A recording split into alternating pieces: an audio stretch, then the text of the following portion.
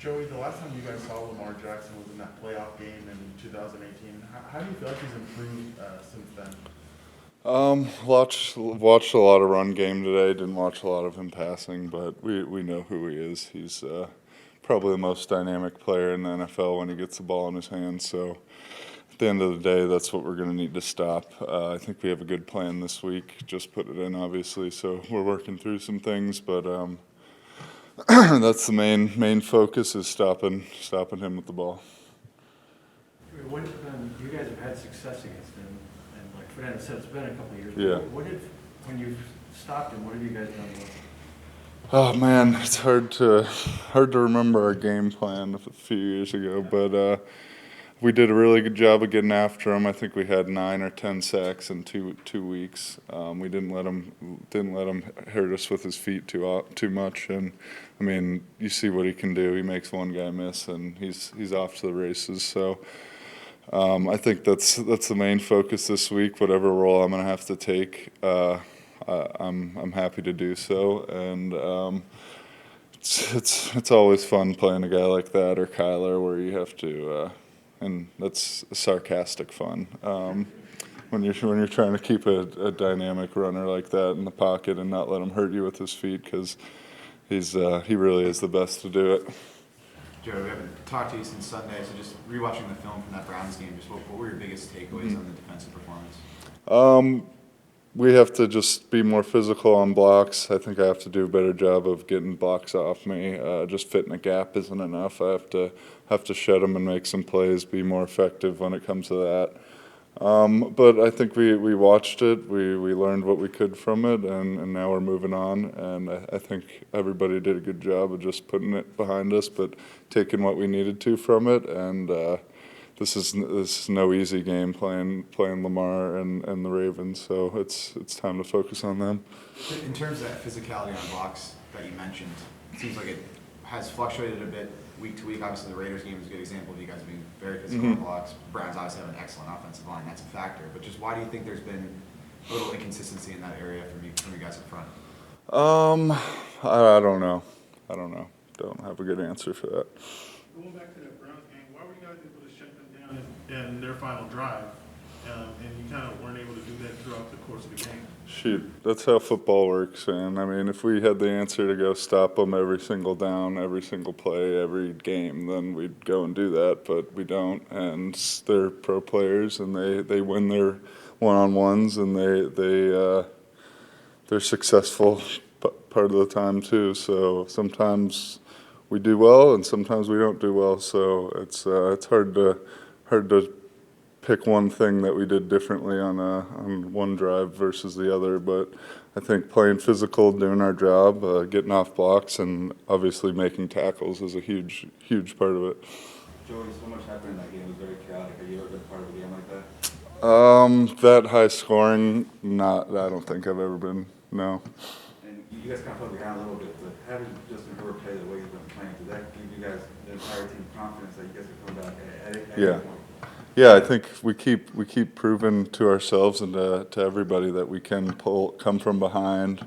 We can pull off those close wins at the end of the game, even with the mistake like we had, all of us. But missing a field goal, I felt like, oh God, here we go. This is an old Chargers move right there. But no, we were able to come together. Like you said, the defense made a great stop when we needed to, and obviously that offensive operation right now is just they wouldn't be denied. So it was like you asked, yeah, it definitely gives us a lot of confidence.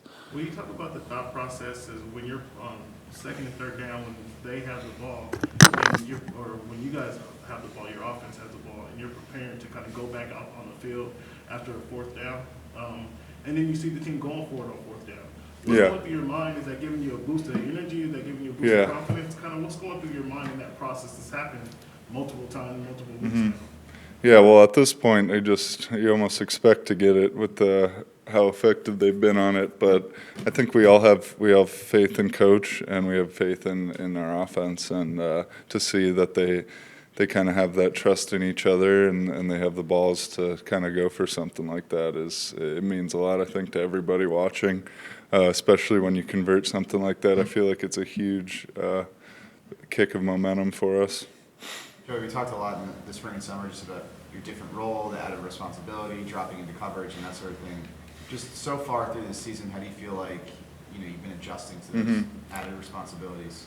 I thought I was doing fine until this last week with the communication. I thought we kind of all had a tough job out there. I did a poor job in some of my coverages out there. The communication was all over the place, but it's something that I shouldn't need to have communication. I should just be able to. That's why you study, to be able to see the formation and understand it yourself. But I think it was a defensive effort, obviously. But there were definitely some plays where I was a little lost on my responsibility, and whether that's me getting the call or just seeing the formation, I've got to do better at that. But up until then, I was doing pretty well.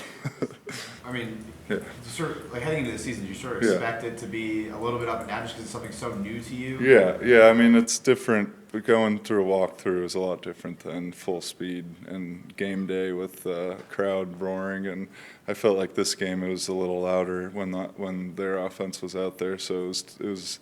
I mean, it's no excuse, but it was tough to get the communication. You guys got a lot more fans in the building this time. Yes. Moving in the right direction. It was awesome. You mentioned, the change here, winning this close game and coming back. Is there something you can kind of just pinpoint that you've been here for a good amount of years, but anything that kind of stands out to you? Just coaching, players? I think maybe a combination. I mean, it's the coaches having faith to go for it on those fourth downs and to call those plays.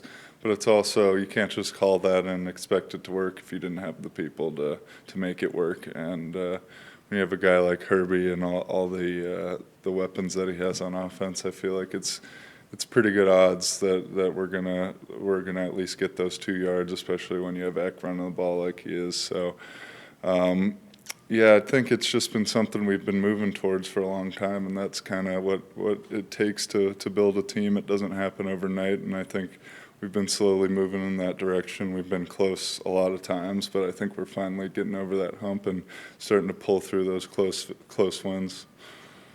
Joe, you are giving Derwin some pointers in training camp, just like pass rushing pointers. Yeah. And then coming off the edge. What did you think of that sack? You had a Baker coming off the edge. It was great. I can't bend like him, so he can do his own technique. But yeah, it's just great to have him back, and he feels like he's getting better every single week, and his body's getting in better shape. It's been a long time since he's been playing live bullets like this, so I think he's going to just keep getting better. How do you feel right now? I feel pretty good. Feels like week 6. I mean, it's hard to feel good once you get into this grind, but we have a bye week coming up, and I just have to take full advantage of that to make sure I get as much rest as I can. Joey, with these water, What?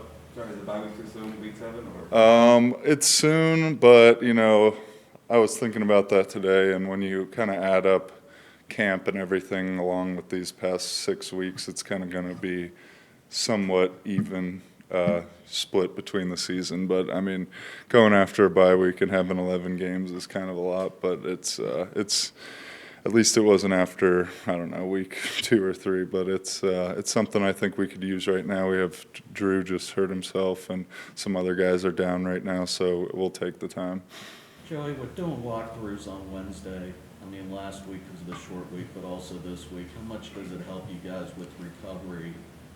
Yeah, I think it's huge. There's a lot of Wednesdays where I wouldn't be able to get all the reps because I'm simply not feeling good enough to go at the speed we're going. So to be able to go out there and do 100 and something reps and kind of get the hang of the game plan and get a hang of what the other team is going to be running I think is huge. Last week, I mean, it is real. We were playing on a short week, and I think I kind of felt that with our team. It's an undeniable thing. I mean, it's 1 day less.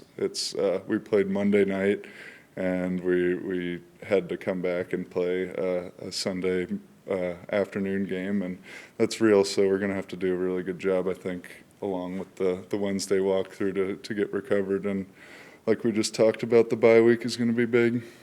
You guys play another stud tight end. Is Andrews underrated in your opinion, and if so, why is that the case? I don't really know. Haven't watched much on him. That's something I'm gonna have to watch for sure. Did they give you an explanation of the roughing penalty Sunday? No explanation. I guess I have to do something different.